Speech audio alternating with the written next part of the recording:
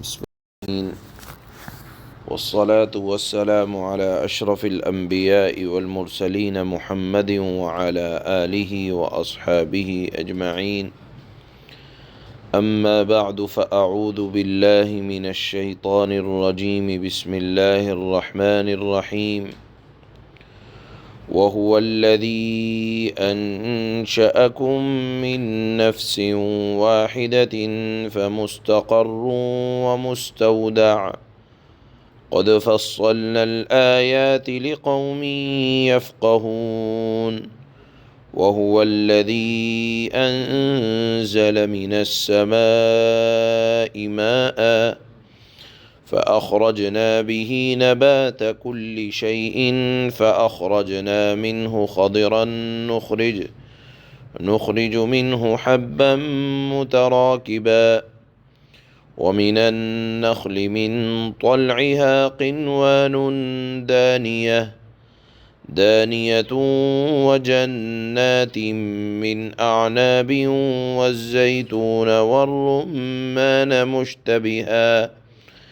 مشتبها وغير متشابه انظروا إلى ثمره إذا أثمر وينعه إن في ذلكم لآيات لقوم يؤمنون. صدق الله مولانا العلي العظيم. اللہ تعالیٰ نے ان آیات میں بھی اپنے وجود کو ثابت فرمایا ہے اور اپنی توحید کو بیان فرمایا ہے۔ آج اللہ تعالیٰ نے پہلی آیت میں ارشاد فرمایا کہ اللہ کو جاننا چاہتے ہو تو دیکھو اللہ کی ذات وہ ہے جس نے تم سب کو ایک جان سے پیدا کیا، حضرت آدم علیہ السلام سے، اور یہ سلسلہ توالد اولاد کا اور باپ ہونے کا وہیں سے شروع ہوا۔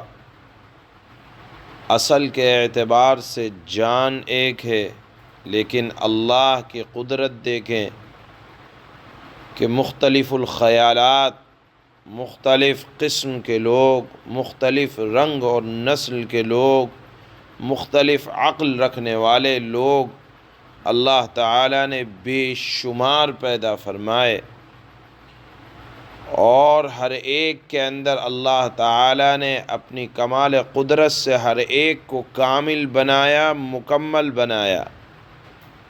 فرمایا کہ اللہ کے علاوہ کون ہے جو ایک ذات سے اتنے سارے لوگ دنیا میں پیدا فرمائے، مختلف الخیالات کے لوگ، مختلف رنگ کے لوگ، مختلف نسل کے لوگ۔ یہ اللہ کا کمال نہیں تو اور کیا ہے؟ اسی کو فرمایا قد فصلنا الآیات لقوم یفقہون، بے شک ہم نے دلائل اللہ کی توحید کے، اللہ کی قدرت کے کمال کے دلائل ہم نے کھول کھول کر بیان کیے ہیں۔ کیوں؟ تاکہ کوئی ان سے سبق حاصل کرے، سمجھ بوجھ حاصل کرے۔ اور آگے فرمایا کہ جس طرح ایک انسان سے اللہ تعالیٰ نے حضرت آدم سے مختلف قسم کے انسان پیدا کیے، اسی طرح اللہ نے آسمان سے پانی برسایا۔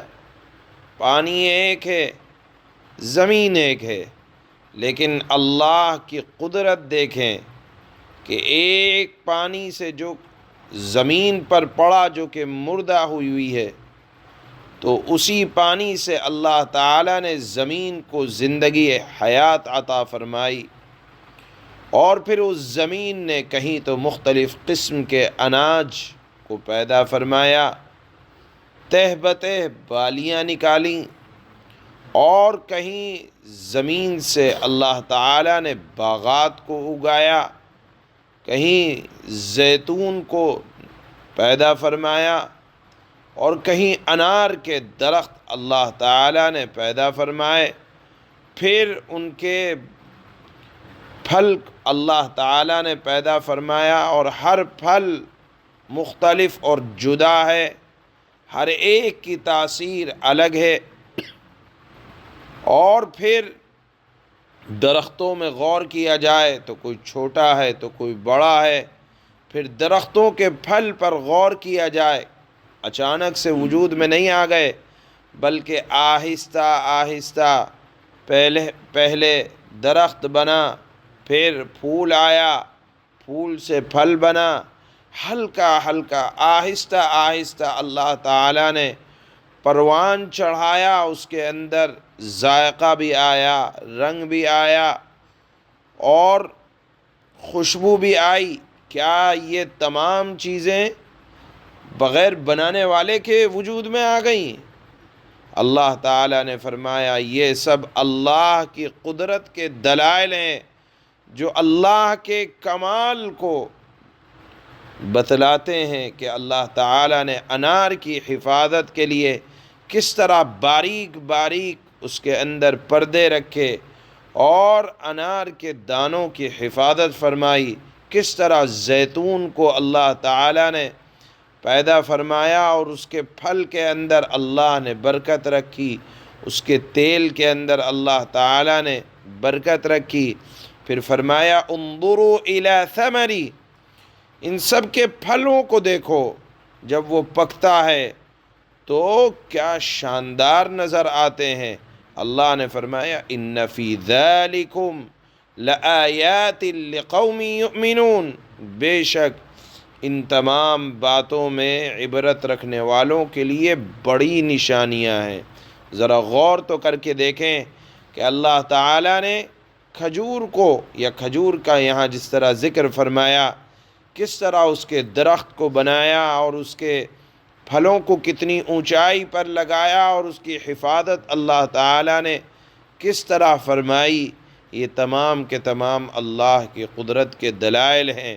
یہاں ایک بات سمجھنے کی یہ ہے کہ جو اللہ انسان کے کھانے پینے کا ایسا شاندار انتظام فرمایا ہے تو ایسا نہیں ہو سکتا کہ اس کی روح کو گندگیوں سے پاک رکھنے کے لیے اس کا انتظام نہ کیا جائے۔ جس طرح اللہ نے انسان کے کھانے پینے کے لیے بہترین انتظام فرمایا، گندگیوں سے پاک رکھا، غذا کو اللہ تعالیٰ نے صاف ستھری پیدا فرمایا ہے، اسی طرح انسان کی روح کی حفاظت کے لیے اللہ تعالیٰ انسان کی روح کو گندا نہیں دیکھنا چاہتے، اس کو پاک صاف رکھنے کے لیے اللہ تعالیٰ نے انبیاء کو بھیجا، انبیاء کے اوپر کتابیں اتری، آخر میں حضرت جناب رسول اللہ صلی اللہ علیہ وسلم تشریف لائے اور روح کو پاک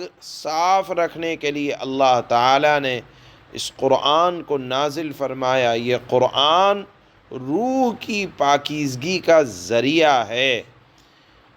اس سے بھی اشارہ ملتا ہے کہ جو اللہ غذا کو اتنا صاف ستھرا رکھتا ہے اور غذا کو جو کہ انسانی بدن کے پنپنے کا ذریعہ ہے، اللہ تعالیٰ نے اتنا پاکیزہ بنایا غذا کو، تو روح کی پاکیزگی کے لیے بھی اللہ تعالیٰ نے انبیاء کو بھیجا، قرآن کو نازل کیا۔ قرآن کا مقصد یہی ہے کہ روح کو صاف ستھرا کیا جائے، جس طرح بدن کو صاف پاکیزہ رکھنے کے لیے اللہ تعالیٰ نے بہترین غذا کا استعمال کیا، روح کو پاکیزہ رکھنے کے لیے بھی قرآن بہترین غذا ہے، انبیاء کا طریقہ بہترین طریقہ ہے۔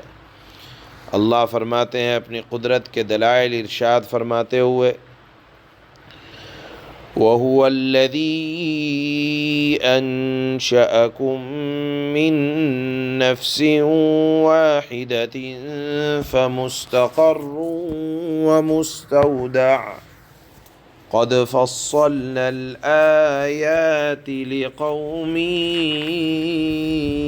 يَفْقَهُونَ۔ اللہ کی ذات وہی ہے جس نے تم سب کو ایک جان سے پیدا کیا، پھر ہر شخص کا ایک ٹھکانہ ہے، اور ایک امانت رکھنے کی جگہ ہے۔ بہرحال ٹھکانے کی جگہ یعنی دنیا میں اللہ تعالیٰ نے رہنے کے لیے گھر بھی دیا، اور ایک امانت کی جگہ سے مراد یہ ہے آدمی اس دنیا سے جائے گا، پہلے قبر میں جائے گا، لیکن قبر میں بھی مستقل نہیں رہے گا۔ قبر کے پاس یہ جسم امانت رہتا ہے، اور اس قبر کو قیامت کے دن اللہ تعالیٰ حکم فرمائیں گے کہ اپنے اپنے تمام بوجھوں کو نکال دے، تو جس کے اندر جو بھی دفن ہوگا وہ زمین اپنے تمام رازوں کو باہر نکال کر رکھ دے گی۔ اسی کو کہا کہ اس دنیا کے اندر ایک ٹھکانہ ہے جہاں عارضی طور پر آدمی کو رہنا ہے، گھر بنا دیا، اور ایک امانت رکھنے کی جگہ یعنی قبر ہے۔ قبر میں جاؤ گے تو مستقل نہیں، قبر اگر کوئی یہ کہتا بھی ہے کہ گل جائیں گے، سڑ جائیں گے، لیکن قبر کے پاس وہ جسم امانت رہتا ہے، اور قبر قیامت کے دن اپنی اس امانت کو صحیح سالم باہر نکال کے رکھ دے گی۔ اللہ نے فرمایا قد فصلنا الآیات لقوم یفقہون، ہم نے ساری نشانیاں اپنی قدرت کی، اپنے کمال قدرت کی ایک ایک کر کے کھول دی ہیں، لیکن ان لوگوں کے لیے جو سمجھ سے کام لے۔ وَهُوَ الَّذِي أَنزَلَ مِنَ السَّمَاءِ مَاءً فَأَخْرَجْنَا بِهِ نَبَاتَ كُلِّ شَيْءٍ فَأَخْرَجْنَا مِنْهُ خَضِرًا نُخْرِجُ مِنْهُ حَبًّا مُتَرَاكِبًا وَمِنَ النَّخْلِ مِنْ طَلْعِهَا قِنْوَانٌ دَانِيَةٌ وَجَنَّاتٍ مِنْ أَعْنَابٍ وَالزَّيْتُونَ وَالرُّمَّانَ مُشْتَبِهًا وَغَيْرَ مُتَشَابِهٍ انظُرُوا إِلَى ثَمَرِهِ إِذَا أَثْمَرَ وَيَنْعِهِ إِنَّ فِي ذَلِكُمْ لَآيَاتٍ لِقَوْمٍ يُؤْمِنُونَ۔ اللہ وہی ہے جس نے تمہارے لیے آسمان سے پانی برسایا، پھر ہم نے اس پانی کے ذریعے ہر قسم کی کوپلیں اگائیں، اور ان کوپلوں سے ہم نے سبزیاں پیدا کیں جن سے ہم تہ بتہ دانے نکالتے ہیں، اور کھجور کے گچھوں سے کھجور کے گابھوں سے پھلوں کے وہ گچھے نکالتے ہیں کہ جو گچھے پھل کے بوجھ سے جھکے جاتے ہیں، یا جو درخت پھل کے بوجھ سے جھکے جاتے ہیں۔ اور ہم نے انگور کے باغ اگائے، زیتون اور انار کو اگایا جو ایک دوسرے سے ملتے جلتے بھی ہیں، بعض مرتبہ دیکھنے میں نظر آتے ہیں کہ ایک جیسے ہیں، لیکن ذائقہ الگ اور خوشبو الگ، تاثیر الگ۔ یہی اللہ نے فرمایا کہ یہ اللہ کی قدرت کا کمال ہے کہ دیکھنے میں ایک جیسے نظر آئیں گے، لیکن کوئی زیادہ میٹھا، کوئی ہلکا میٹھا، کوئی خوشبودار۔ یہ اللہ کی قدرت کی نشانیاں ہیں۔ اللہ نے فرمایا جو ایک دوسرے سے ملتے جلتے بھی ہیں اور ایک دوسرے سے مختلف بھی ہیں۔ جب یہ درخت پھل دیتے ہیں تو ان کے پھلوں اور ان کے پکنے کی کیفیت کو غور سے دیکھو۔ لوگوں، ان تمام چیزوں میں بڑی بڑی نشانیاں ہیں، مگر ان لوگوں کے لیے جو ایمان لائیں یا جو صاحب ایمان ہو، ان کے لیے بڑی عبرت کی نشانیاں ہیں۔